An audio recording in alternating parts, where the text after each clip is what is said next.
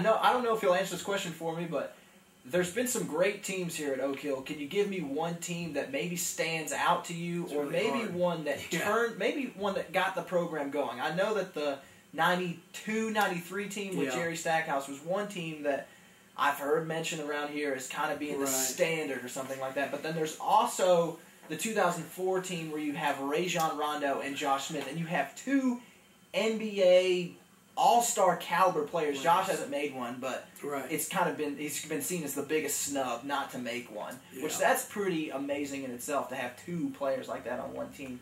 Is there a team that stands out to you? There's a couple, and you've hit probably the two most talented teams, whether they're the best teams or not. But I felt like the team in 1989-90 was our first team to go undefeated. We started the year ranked like 3 in the country. Back then there was one poll, it was USA Today. There was nothing else. And Simon Gratz and I'm trying to think of the other team that year. There was 3 of us. Well, Martin Luther King out of Chicago and Oak Hill. We were the top 3 school. We all went undefeated that year. And everybody at the end was saying you had the best team in the country. But because of where we started, we finished 1, 2, 3, and we finished 3rd where we started. And that was a really, really good team. And I think that team started the whole process as far as pushing these other teams, and everybody noticed, whoa, Oak Hill was really good. They were good in the middle 80s and top 10 or whatever, but to be considered maybe the best team in the country. And then Stackhouse's team with Jeff McGinnis, Mark Blunt, and Mac Tarangia, those are 4 guys that played in the NBA. I totaled it up one year. They played over 40 years. Those 4 guys played over 40 years in the NBA. That's hard to say you had a better team than that, but then the team in 2004 was also an undefeated team with Rajon and Josh, and we've had 6 teams go undefeated, counting this year's team. And Carmelo Anthony was here, and his team didn't go undefeated. Right. We lost 1 game that year. We went out to California, played Mater Dei, and got beat. It was a tough road game, and we traveled out there. The game started at 10 o'clock Pacific time, which is 1 in the morning here.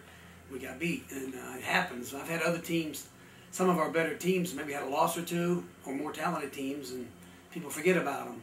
Right. And this year's team is by no stretch the most talented team, but when you watch them play, it's tough to play any better than they played this year. I mean, they really played together. The chemistry was right.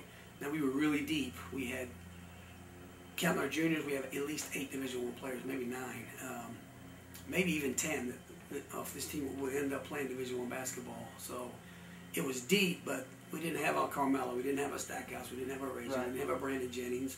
We didn't have a guy like that you could just say, hey, throw the ball to that guy and he's going to get 40 every night. And, but we had guys like Jordan Adams and Devontae Smith-Rivera and Tyler Lewis, and then A.J. Hammond's inside. And then we had 2, 3 guys that we played at the 4 spot.